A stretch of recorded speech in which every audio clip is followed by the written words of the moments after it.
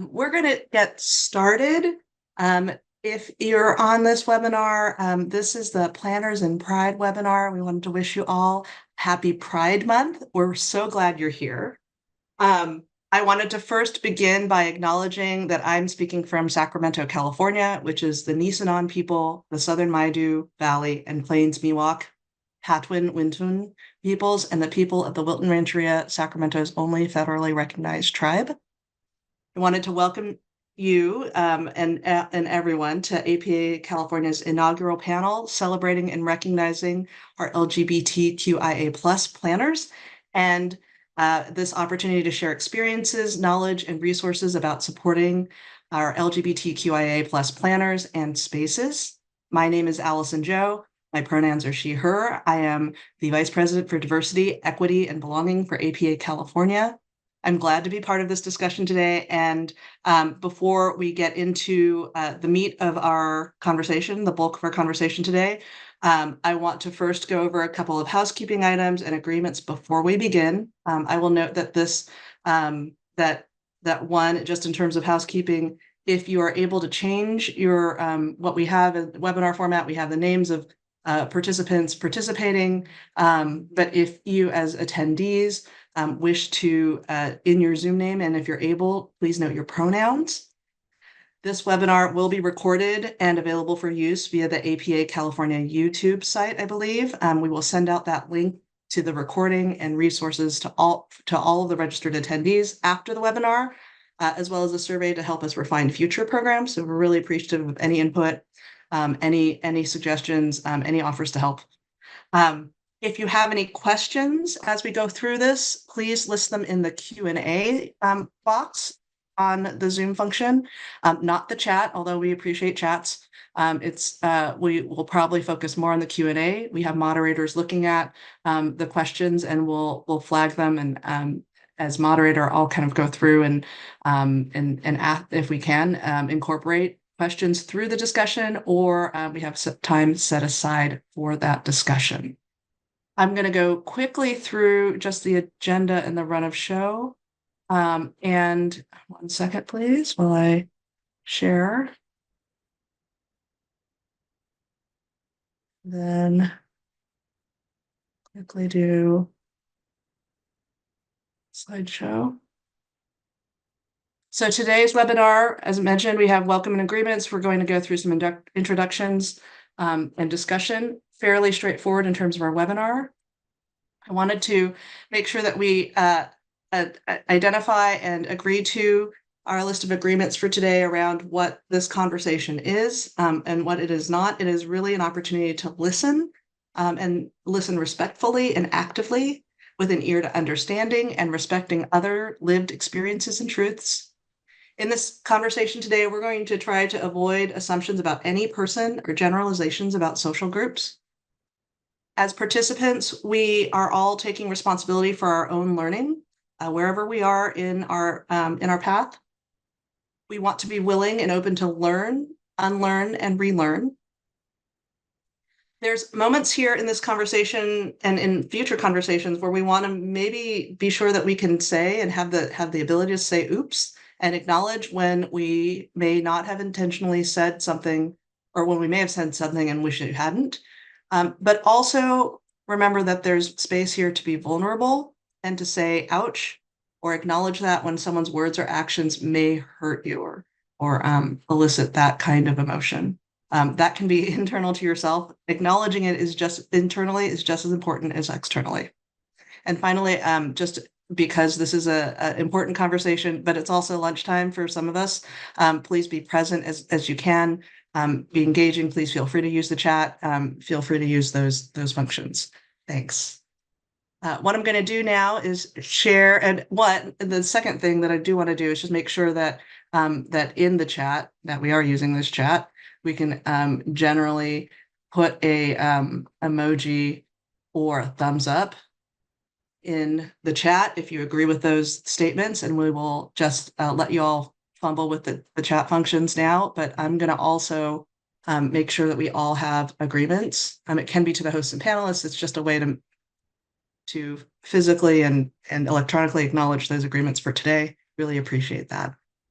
I'm going to go ahead and hand off, but really ask my co-panelists to introduce themselves. So what I wanted to do is I am going to go and not give you a little bit of a heads up on this first, but we'll start backwards alphabetically if that's okay. So that would be Roderick, Stephanie, James, and Michael. And I will let Roderick start. Perfect. Good afternoon, everyone. Nice to be here. Thank you, Allison, for the introduction. My name is Roderick Hall, or Rod. I use they, them pronouns, and I am the Vice Director of Policy for the Los Angeles section of the American Planning Association. And when I'm not doing stuff with APA, I work for the City of Los Angeles's housing department, and I'm also involved with the Los Angeles Neighborhood Land Trust. So you can usually find me somewhere talking about parks or housing or just anything related to urban planning and the various subgroups within our field. Great. Hi, Thank you, everyone. Stephanie. Oh, Stephanie, one quick thing. I am going to launch a poll questions about the attendees. Please feel free to answer them, but also still focus on our introductions. So, but we're gonna launch that at the same time. Thanks. Perfect. Okay. Hi, everyone. I'm Stephanie, pronouns she, they, Asia, and I am a master's student at Cal Poly Pomona studying urban and regional planning to help me be more impactful in the nonprofit sector.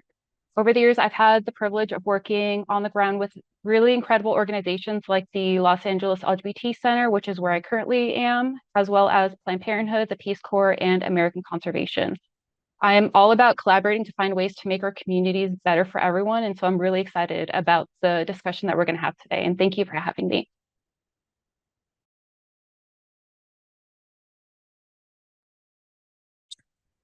Excuse me. Hello, everybody. It's good to see a lot of familiar faces joining us today. So it's an honor for me to be a part of this panel. My name is James Castañeda. My pronouns are he, him. I am a senior planner with Somos Group here based in LA. I'm also a longtime APA member in various capacities, and currently I'm right now the Vice President of Administration for the California chapter of APA. So really looking forward to this conversation today and happy everyone is here to join us. Good afternoon, everyone. My name is Michael Cass. My pronouns are he, him. My day job is I work as planning manager for the city of Martinez, which is a smaller city in the San Francisco East Bay. And I also am actively involved with APA. I currently serve as the section director for the Northern section. Again, thank you. We're glad to have an engaging conversation today. Great. Thank you all for being here. We are it is an honor to be on this panel and to have worked with you over the past few weeks on this. I wanted to we have about 49, almost 50 participants on the call right now. I wanted to make sure that if you do have a chance, those of you to answer the poll questions. We've got about 88% of you who've responded. So before I end the poll, do a quick check on that. What I might do though is have just start with our first question, give a little bit of space for y'all to finish the poll. We'll come back and see who is in our audience. And so first, we have a few questions for the panel. And again, please feel free to put any additional questions from the audience, those of you in the audience, and put them in the Q&A section. The first question is really to Stephanie, and really the impetus for this webinar and these discussions is the fact that it's June and it's Pride Month. Happy Pride Month! And I wanted to make sure, and this group wanted to make sure that we acknowledge the history of Pride in our communities and how we tell us a bit about the history. And if Stephanie, you could lead off with that. Definitely. So the Stonewall riots of June 1969 are often highlighted as the pivotal moment that ignited the modern queer rights movement, but we do have earlier figures throughout history. So For example, one of the earliest known LGBTQIA plus activists that few people know about was William Dorsey Swann, who was a formerly enslaved person that organized drag balls in Washington, D.C. during the 1880s and 1890s to create safe spaces for queer expression despite the threat of police raids and jail time. Unfortunately, we don't know a lot about queer activists prior to the Stonewall riots because it wasn't until this uprising that the queer community really received nationwide attention. Now, the Stonewall riots happened after a police raid on the Stonewall Inn, which was a popular gay bar in New York City, essentially pushed the queer community to its breaking point. Because the community was tired of constant discrimination and police harassment, patrons fought back, including iconic figures like Marsha P. Johnson and Sylvia Rivera, ultimately leading to several days of intense protest. This defiance drew national attention to the struggles of the queer community and inspired the formation of advocacy groups fighting for equality and justice later on. Now, 1 year after the Stonewall riots, the first Pride marches were held in New York, Los Angeles, and Chicago to commemorate the Stonewall uprising and advocate for queer rights. Over the years, Pride has evolved from a protest into a celebration of identity, community, and resilience, while also serving as a reminder of the ongoing struggle for equality and justice for all LGBTQIA folks. Now, for us, Pride isn't confined to just 1 month. It lives on year round because our identities and our struggles and celebrations are often central to our daily lives. Pride is about consistently advocating for our rights, building inclusive communities, and honoring the resilience and contributions of queer individuals every day. Thanks, Stephanie. I really appreciate that. The context is really important. It's part of the things that I forgot to do in my introduction is also just really acknowledging that we are all in different places as individuals in our understanding and experiences, and really appreciating the panelists as participants. They're our fellow planners. We're really appreciative of their time to share and be available, but these are not monolithic experiences. We all have our own experiences. And relationships and understanding. What we are also hoping to do is really give this space here as a chance for our LGBTQIA plus, which I will say out loud in the full, not use the acronym, at lesbian, gay, bisexual, transgender, queer, intersex, and asexual plus. Really acknowledging all of those things, and the plus is also in some ways a bonus and an additive in ways that we need to be able to acknowledge and understand the full grouping of individuals, and really trying to be hold space, be thoughtful, and really use this hour in a way that can be thoughtful and intentional. What I wanted to do is go through the poll questions. I'm going to end the poll so we can see who might be presented here, who's here. I'm sharing them, and I don't see that, but it looks like it's probably there. I'm kind of looking at this at the same time as you all are. It looks like we've got a good mix, and I think you can scroll to see the results. I think that's how that works. Who our attendees are, and panelists didn't participate in the poll. It's just people who are here. A really good mix of people in planning and planning supportive environments. Thinking about who and the kinds of discussions that you all have had previously. Level of comfort, which is a scale, as well as challenges when trying to understand or support these identities at work. Okay, I'm going to stop sharing, and we are going to move to the next question.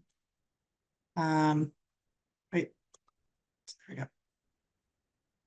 Move to the next question and focus on one button. The next question is really a discussion on why queer spaces are important. And, as planners, that's definitely one of the things that we want to acknowledge as humans and individuals. And we also understand that there's an importance to that James, I would wonder if you could maybe take that question. Sure. And I'm going to give this from my perspective, knowing that there are a lot of different reasons that queer spaces are important, but I'll give my perspective on it and my history on it. So I grew up in southern New Mexico, and so coming of age and coming out in the late 90s, early aughts.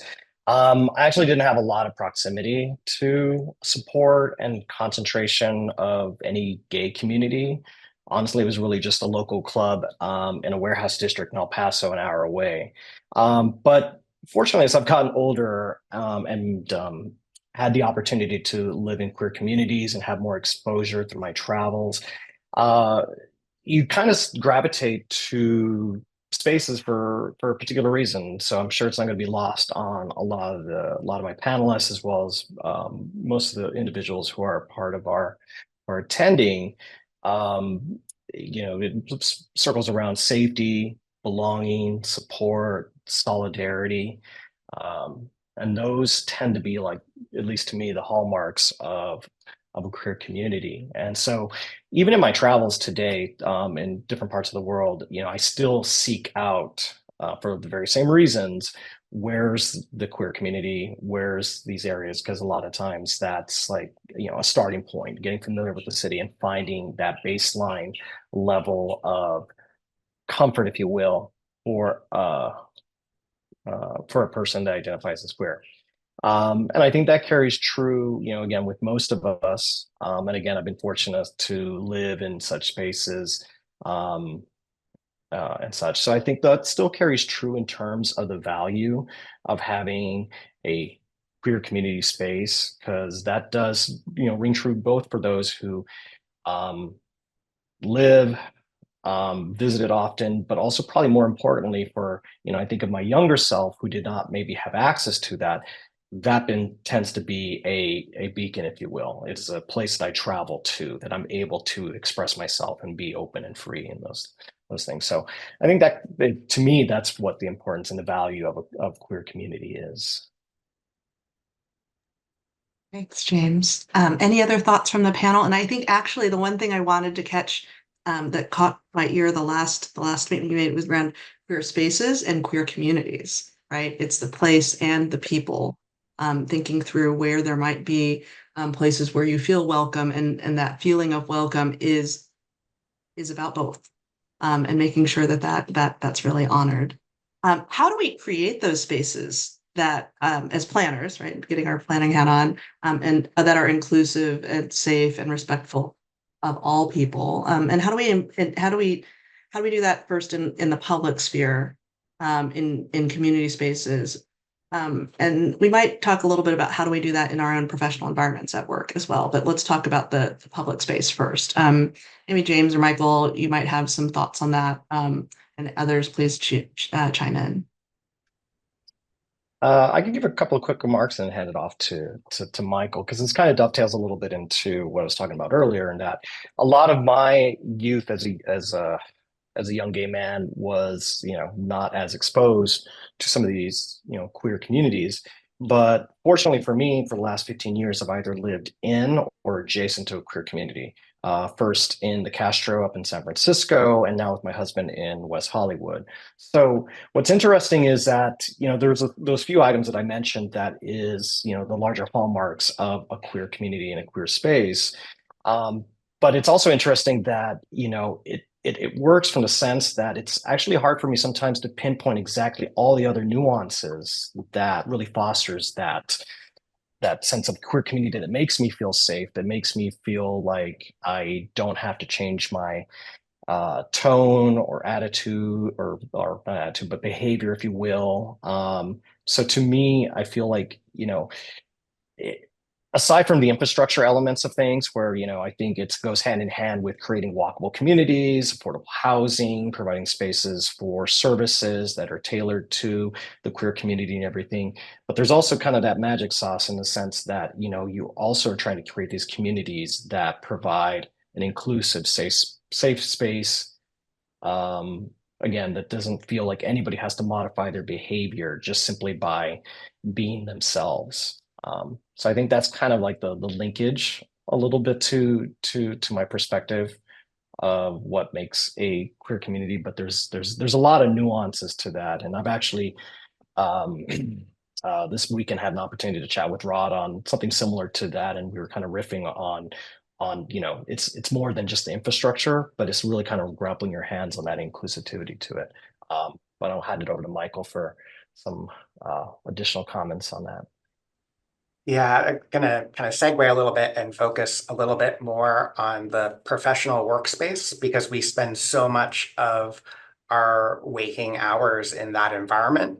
And that's an environment that's a little bit different than our personal lives, because our personal lives, we have more control over who we are including within our personalized communities, as opposed to our professional selves, where we have some control, but less control in those spaces. Sort of a handful of ideas that I started thinking about in preparation for today. And I think first and foremost, I think the most important thing is creating a sense of openness and a sense of allowing conversation. Because I think we all can learn from each other, and we all don't know each other's past experiences and what's made us who we are today. So fostering an environment that allows those conversations to happen will ultimately lead to a more inclusive environment. Something a little bit more tangible beyond that really can focus on dress code as an example.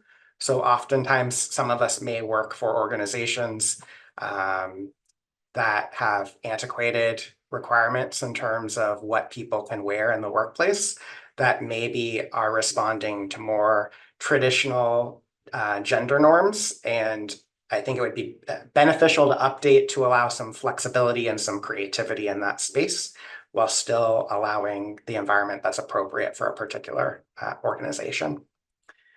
Again, kind of circling back to the conversation component and learning, I think fostering an environment where education is emphasized and having opportunities for diversity, equity, inclusion, and belonging trainings.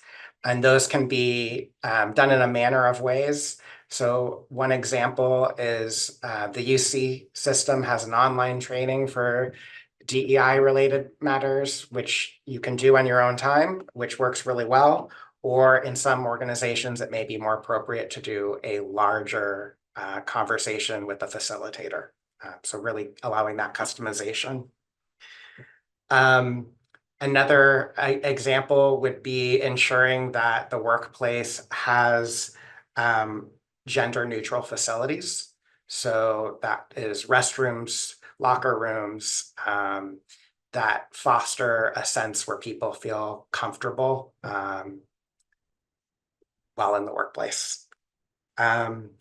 Some smaller things that are a little bit easier, but ultimately are really important, would be to promoting inclusive language. And I think for us as planners, there's lots of opportunities for that.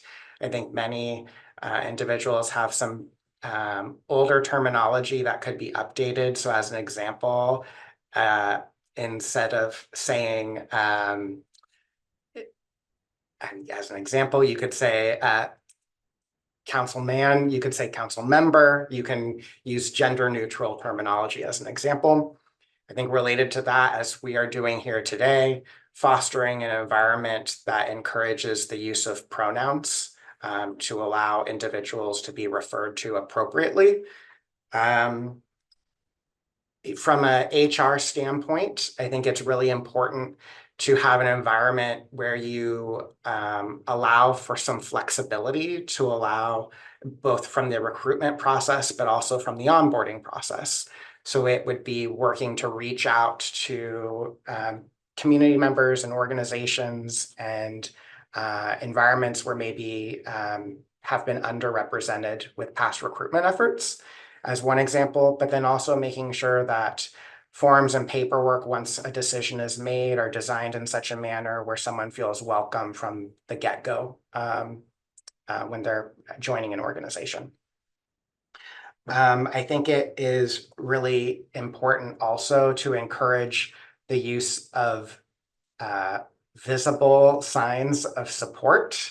So many companies and organizations raising the pride flag, adopting a pride proclamation, but then also don't just do that, walk the walk, talk the talk. So don't just do it as ensure that you're actually kind of fostering the meaning behind those particular actions.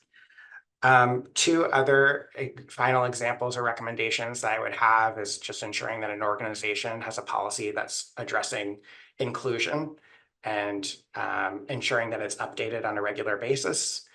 And then finally, alluding to what I said at the very beginning, I think everyone is coming from a different place, and some organizations, a small step may be appropriate, and some organizations are further ahead and can take a larger step. I think it's really important to have an action plan and not feeling like this all needs to be done at once, but allowing that flexibility. It's really great. That's a really important components, and my analytical brain started to make lists and do some amazing things. But also I think just listening and trying to really absorb and process what do each of those efforts really mean? What's the intention behind each of those efforts? And who are you really doing those efforts for, right? At the end of the day. Are you doing it for your own personal feeling like you want to say that you've done it? Are there ways that you can also actually broaden that to make sure that it's acknowledging that others that you're working with, that you're a part of a community with, that you're in a location with, also feel important and feel included. Like the inclusion is really, really key. This is a little bit moving around and picking a couple of questions. We talked, I think, we'll get back to the places and the neighborhoods. There's a good question that I want to make sure that we answer. I want to maybe keep on this kind of track around organizations and government entities. How do we start understanding experiences of the LGBTQIA plus communities? How do we think about that differently? It's somewhat is about the individuals in a workplace, but it's also about the policies and the programs and the resolutions and laws that we are all impacted by. What are other steps that might be taken to start understanding and addressing? I can chime in. So I know there's both always challenges and opportunities. I'm gonna, at least for now, talk about some of the challenges. And I think, the beauty of this panel is that there is a bit of an intergenerational component here. And I think that that's a part of the conversation in and of itself for opportunities, but that's also, I think, challenges. I was recently, a few months ago, reading a book that just came out called One Love, and it's following these two friends who are both queer throughout like college, 20 years from college into adulthood, and their journey and their relationship. And there was something in that book that I'll share that I had never necessarily thought about, but quickly made me realize what a huge challenge in our community is. And it was discussing the fact that, when you are a person of color or you're a person whose gender is marginalized, you're born with elders who have lived the experience you're going to go through. And they're able to sort of pass on this knowledge to you of what it takes to be in this world as people who are marginalized in that capacity. As a queer person, you don't get an elder per se who's queer. And to James' point, some of us may not even be born in communities, myself included, being from the rural South, where not only do we not have elders, we don't have spaces to go to even find people who are older than us, who have been in this world to share their struggles. And not only that, we also lost an entire generation in the 80s and the 90s, right? And so we just fundamentally, I think, are, at least for me as a younger queer person, I think when I was coming up, young, I think my generation, we were like, ooh, the world is so diverse and it's so inclusive. And, all these things, my friends from all over the world were all diverse in my generation and in my friend group. And then I think I quickly started to realize there's a lot I don't know about being queer in this country. There's a lot that's not tracked. There's a lot that like we can't even tell people with descriptive statistics. And I think for me, that's one of the biggest challenges because we're trying to talk about a community that cuts across race and gender and cuts across our nation. And there is no one story to that because it's as diverse as we are.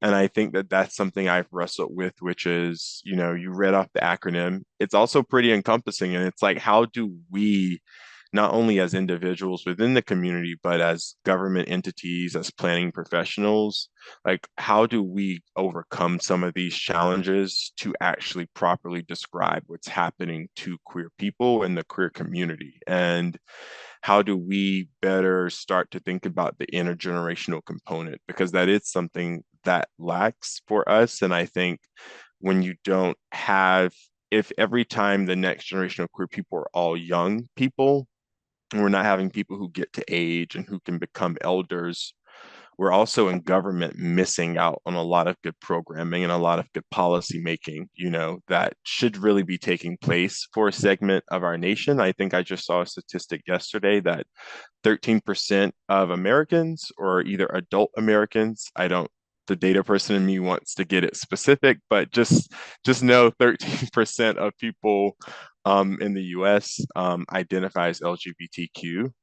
And I think that like that we are now this much of the population.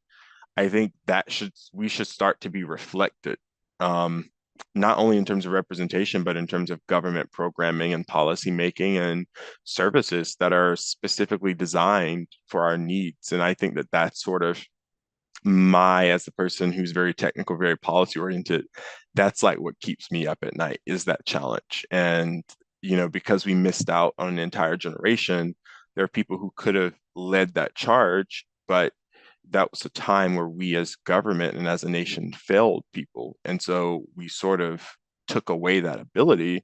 What would the United States be like if we had prepped and we had what we had in the 80s and 90s? Where would we be as a nation? Because people did not, you know, for lack of better, people were not dying, right? And so we will never have the answer to that. But I think one thing for me as a challenge is I don't want that to be repeated, And so that's sort of like for me the biggest challenge I see as a very like technical policy person. Those are certainly not, I think, the only challenges.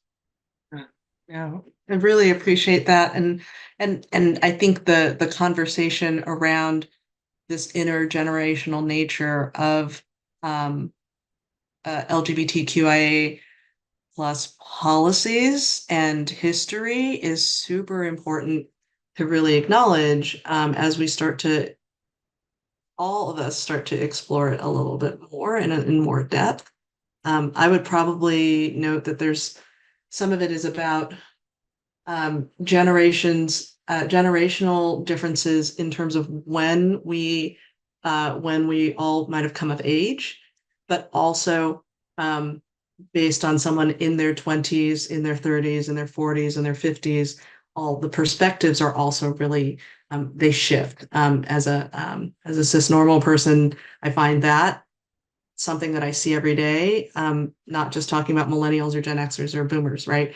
So I think that there's this combination, and on top of that, with the LGBTQ community, there's also there's gaps in that. I just wanted to see if maybe Stephanie or James or Michael had any other thoughts on kind of how thinking about these experiences, where we are as um, generationally, where this might fit and how this might fit. Some of you are managers, some of you are not. How does that apply to some of the things that you do in your professional world, and maybe personal? So I just wanted to comment. So Roderick spoke about kind of learning from elders.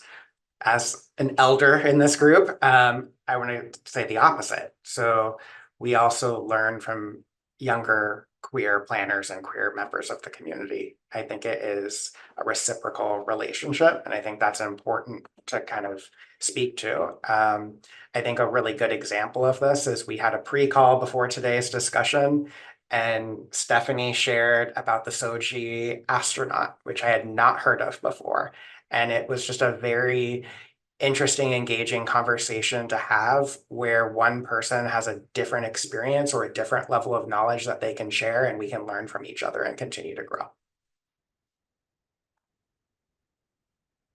And I can put the Soji astronaut in the text and we'll share it later just so people can see a little bit more information on that. I got you. I'm ahead of it.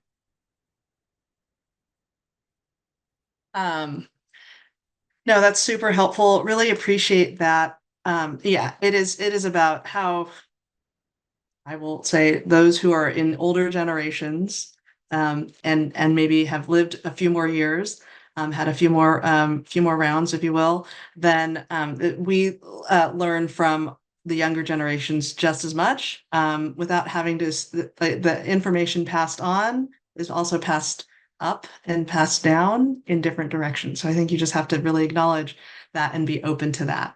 The next thing that I wanted to maybe talk about, or maybe hoping the panel could talk about, would be just opening it up to some of the challenges and opportunities, but really thinking about the opportunities being a member of the LGBTQIA plus community, particularly when it just as an individual, but also as it might relate to your work in planning. Thinking about how there might be some really great opportunities in in the kinds of engagements that you have in your personal experiences and how that plays out. And I am going to open it up, and floor is yours, and let you kind of riff on this. So one of the challenges, the coming out process can feel really overwhelming, especially if we aren't sure that the people we're coming out to will fully embrace us. And then when it comes to coming out in the workplace, there's always that fear that our identities won't be understood or respected, because in the past, it's created a lot of barriers to employment and career advancement for a lot of people in our community. There's also the issue of loneliness, especially for those of us who live or work in communities where career representation is lacking. So community in the queer community is really important to us. Belonging is very important. It's what helps us endure and thrive despite all the challenges that folks in our community face on a daily basis. But despite all of those obstacles, I feel like we as planners have the power to advocate for inclusivity and push for more welcoming environments in our workplaces and then also in the communities that we serve. By starting conversations like this through the panel and sharing our stories and building alliances, I think we can be those agents of change and create safe spaces for everyone.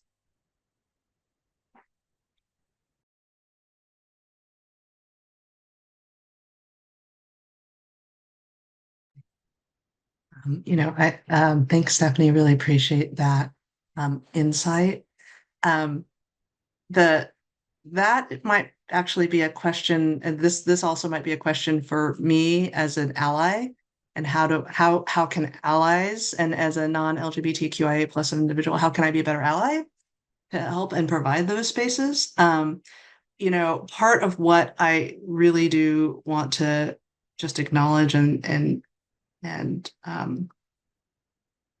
really reflect on is that there's a need to also not make assumptions about individuals, who they are, thinking and feeling all right with not knowing, not trying to make snap judgments about people, and reframing thinking about identity, around sexual orientation identity, right? This is again, race is something that is much more visually focused.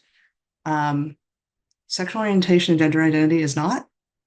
And being able to really start with that as a kind of a premise in terms of who is sitting at a table and how those individuals want to be acknowledged, and really just starting with that as a very, very basic premise.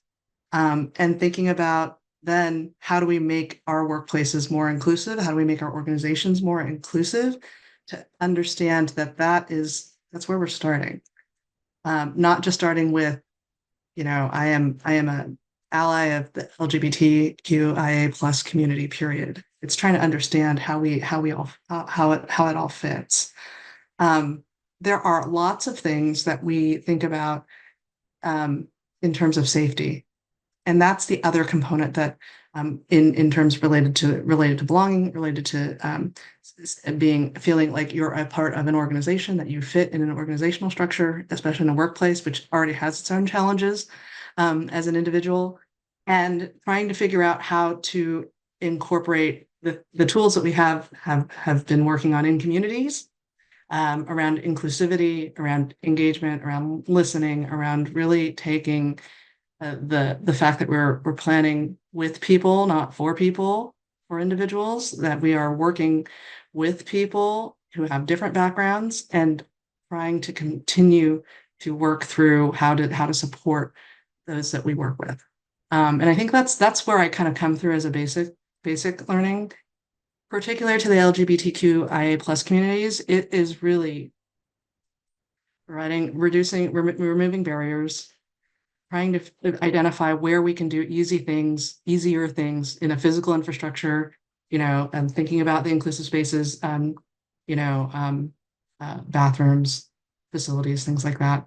But then also being able to be open to asking those questions. Who's missing? Why is this not? Why would this be something I would want to address? There are a couple questions in the chat, and I wanted to make sure that we get to them. There are a couple of questions around how do we do this in government settings and being intentional without running afoul of equal protection clause challenges. That is important, and that's where some of the intention is really, really relevant. There was a really great question here about how do we include, I'm going to go to a question asked, I'm just going to read it out loud. If you had unlimited planning power, what's one thing that you would change to improve our neighborhoods or make them a more inclusive space for queer people who are struggling to find community? I'm going to tie in another question asked about safe spaces versus brave spaces, which I think actually, I'm going to roll that one back. Pause on that one. Let's talk about how do we make our neighborhoods more inclusive for queers who are just trying to find their own community. I'm going to pause there. I'm going to start with something really small to hopefully kind of prompt some conversation. So for me, one neighborhood is not the same as another neighborhood. And so what I think is important, because the LGBTQIA plus community is so diverse, is ensuring that there are a lot of different types of neighborhoods that have different things that they offer. So I don't think that there really is a one size fits all. I think it's variety that's important. And I think that's how we can actually kind of create that sense of community for everyone.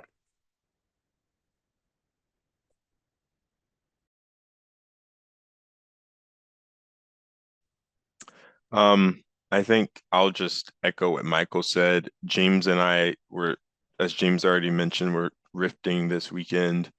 And I think so often the thought is a neighborhood, but we were talking about West Hollywood, and at least to my knowledge, West Hollywood is the only city I know of, not only in the nation, but when I think about globally, that is thought of in the context of queerness. And oftentimes we do think about just a neighborhood or a district, but I think the beauty of thinking about queerness in the concept of a city is, to Michael's point, as many types of businesses and outlets that you have that you think are for straight people, you could have just as many for queer people.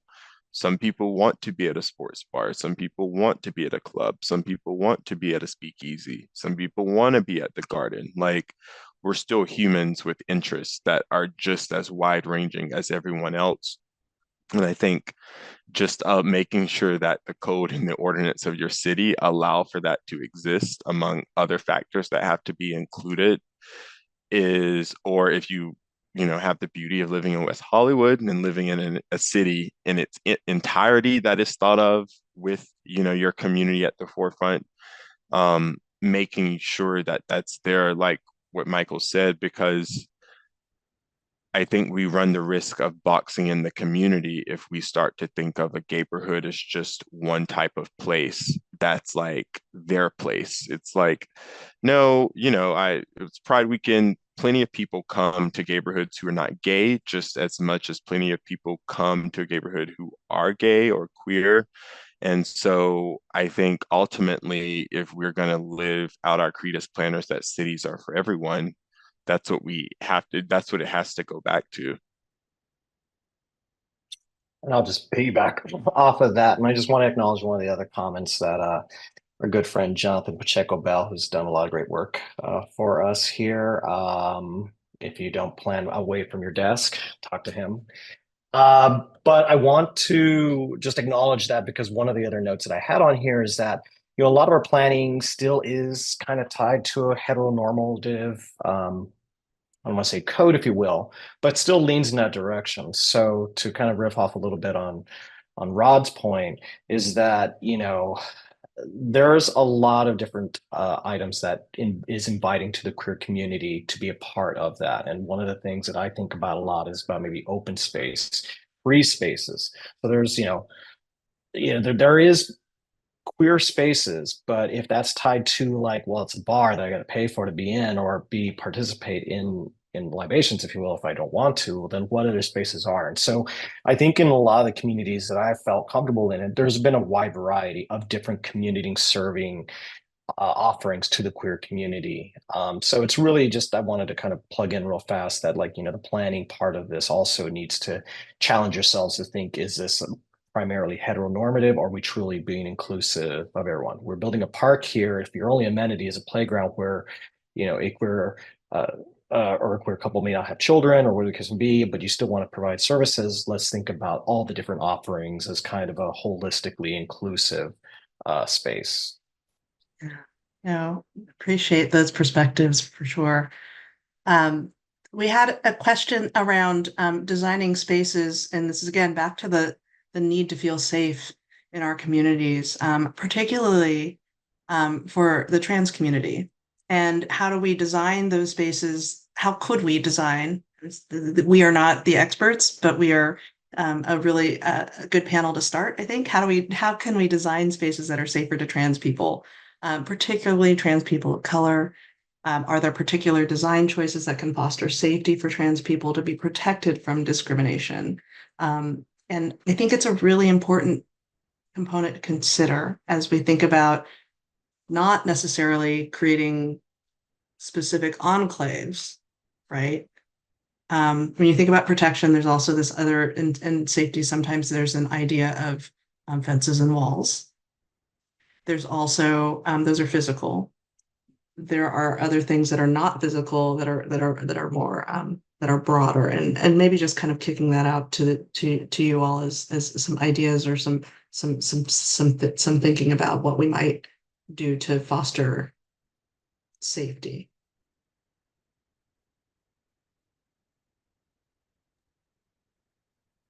I can start, being non-binary, I think right now in society, being non-binary is not the same as being trans, but I think that we're two demographics that are often paired together in today's conversations around gender identity and gender expression. And, one thing I've been realizing in the work that I've been doing as I continue to work is, I think you said it best, Allison, we're not the end all be all experts. And I think this may seem subtle, but something I think it's just really, really important is being able to look at any sort of data and being able to disaggregate it by sexual orientation and gender identity to better tease out the preferences of a community. Because again, trans people of color, that's still a wide ranging demographic. You could be Asian, you can be Latino, Latinx, you can be Black or African American, you could be indigenous. And all of those folks are coming from different cultural and ethnic backgrounds, which are going to inform who they are. And so I think one thing that I'm at least getting myself to be more mindful of as a person deeply invested in data is making sure there's space for people to just share what they feel, right? Because if we enter the conversation presupposing we know, we're gonna go wrong. And being a trans woman is also different from being a trans man, right? There's still those nuances even within this community of gender and sex and expression.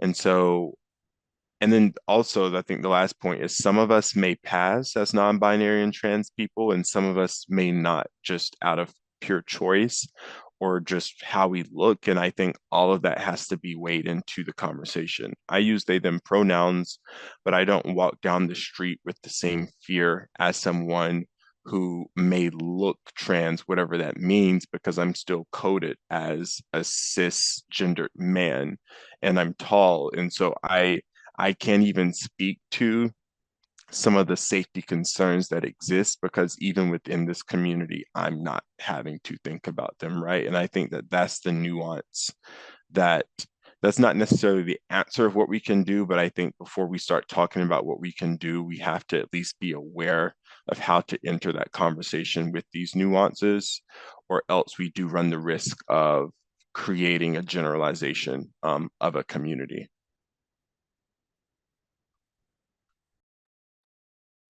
I appreciate that insight, Rod. It's really important to hear it, to acknowledge it, to remind ourselves of these things. We fall so easily into the assumptions of who people are, how they present is different than how they are.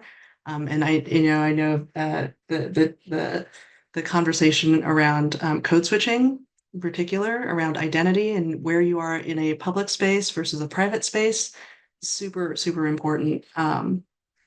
There's someone sent me an article that which I haven't fact checked, but it at least identifies that 75% of LGBTQ plus professionals are hiding parts of their identity to succeed at work. Right, thinking about how that plays out in anyone's career pathway, right, in anyone's career, and that's a lot of time at work.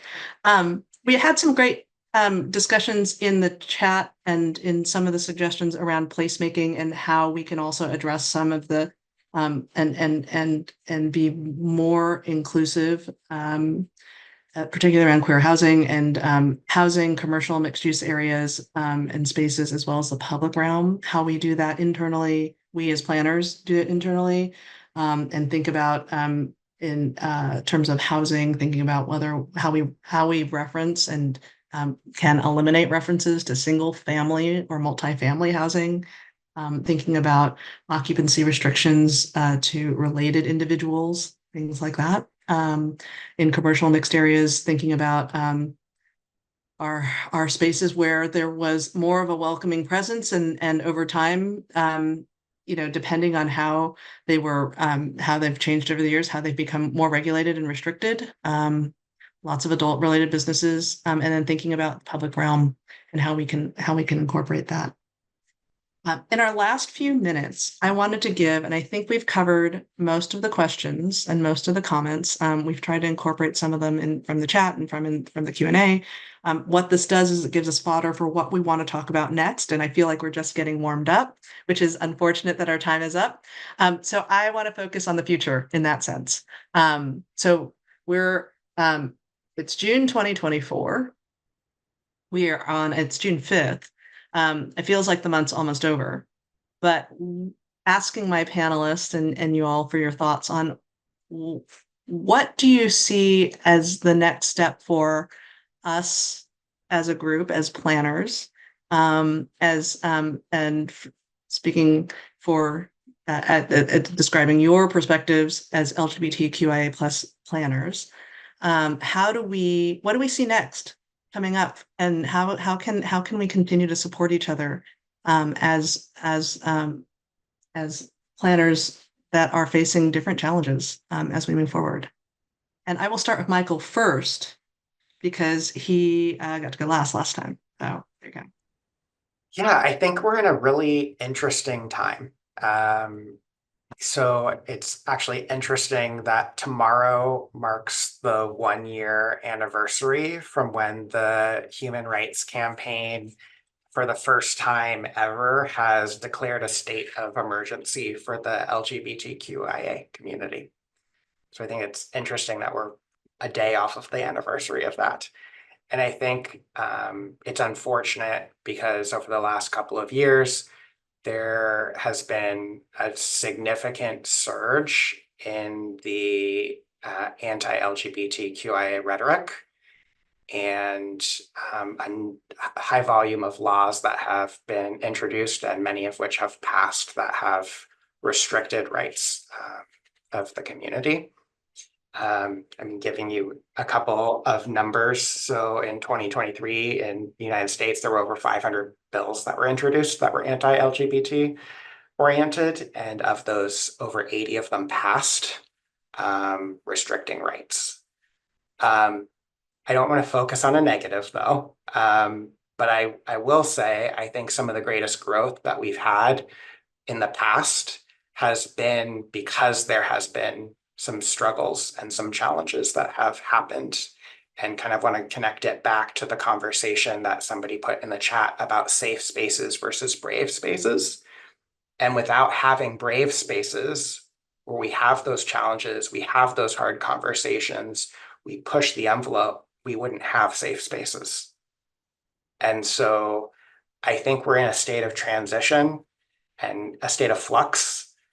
And I think it's going to be challenging, but I think it's overwhelmingly going to be positive in the long run. Thanks, Michael. James, any thoughts? No, I'll just piggyback off of that, and that I think really it's continue to have these conversations and keeping the space open, because while, to Michael's point, and not focusing on the negative, there's no room for complacency in the space at all. I mean, I could easily say, as being what's the kind word we use for ourselves, seasoned professionals. A lot of great progress has moved the needle since I came out, and there's a lot of challenges with that. In addition to taking my first professional job and testing the waters and seeing how much of my identity can be associated with that.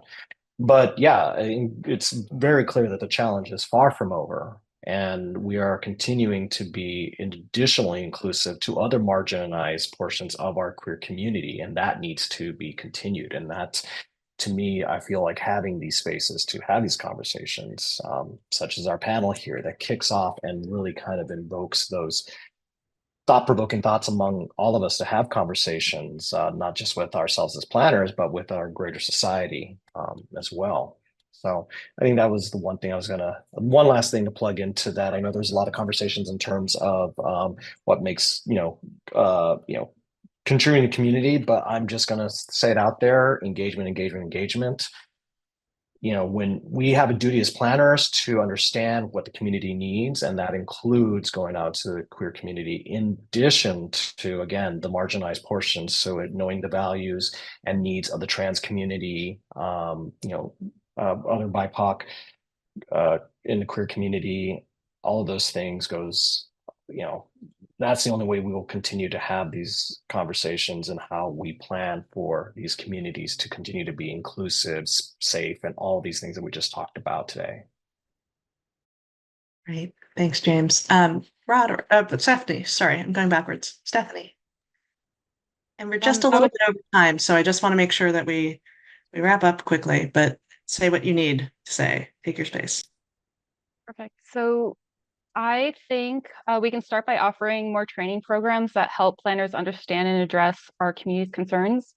We can also start collaborating with more LGBTQ plus organizations to work together to create those safe spaces for everyone in the community.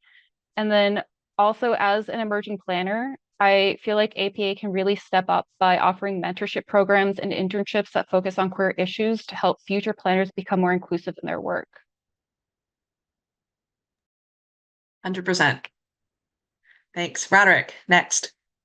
I'll just quickly add, because I know we are over, that I think in addition to what everyone else has said, I think a lot about how some services are, contracted out through government. And I think even starting to build a database of community-based organizations and community-based development organizations and other entities who are already in these communities doing the work can also help facilitate that process. It allows for, I think, culturally competent care and service provisions. And I think that government starting to, it's not that the infrastructure isn't already there, it's that it may not always be focused on our community. And so just allowing us that space to also service ourselves can also be very beneficial. Perfect. Thanks. All of you raised really important points and things that are definitely things that we want to look towards in the future. I'm going to quickly wrap up this first discussion because I think there will be a follow-on from this, hopefully shortly. We're trying to figure out frequency and cadence of these conversations, and they don't have to be online. So we're looking forward